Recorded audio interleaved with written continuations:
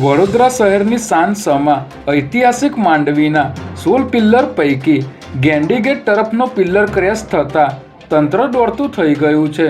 જોકે 291 વર્ષ જૂની આ ઐતિહાસિક ઇમારતના તમામ પિલ્લર પૈકી માત્ર એક પિલ્લર કેવી રીતે ક્રેશ થયો તે મોટો પ્રશ્ન છે. ત્યારે સ્ટ્રક્ચરને વધુ નુકસાન ન થાય અને કોઈ અઘટિત ઘટના ન બને તે માટે આ ઐતિહાસિક ધરોહરને જાળવવા પાલિકા દ્વારા હેરિટેજના જાણકાર કોન્ટ્રાક્ટર પાસે લોખંડના 10 પિલ્લર ઊભા કરાવીને કામચલાઉ સપોર્ટ આપવામાં આવ્યો છે. પીસીબીની ટીમે બાતમીના આધારે સોલામાં આવેલ સુકન મોલના પહેલા માળે આવેલી દુકાનમાં રેડ કરી સટ્ટો રમાડતા ઉત્કર્ષ પટેલ નામના વ્યક્તિની ધરપકડ કરી છે. ઉત્કર્ષની પૂછપરછ કરતા તેની પાસેથી મોબાઈલ ફોન અને લેપટોપ મળી આવ્યું હતું.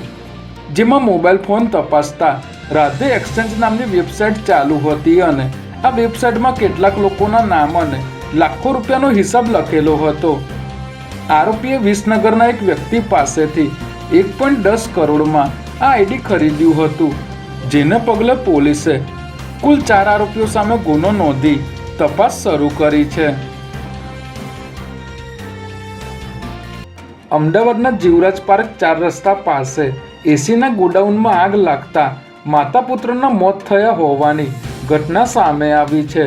જેમાં જીવરાજ પાર્ક 4 રસ્તા પાસે આવેલ ગ્યાંડા સોસાયટીના રહેણાંક મકાનમાં રાખેલી એસીની ગેસની બોટલોમાં આગ લાગતા એક બાદ એક ગેસના બોટલોમાં બ્લાસ્ટ થતા અફરાતફરી મચી ગઈ હતી.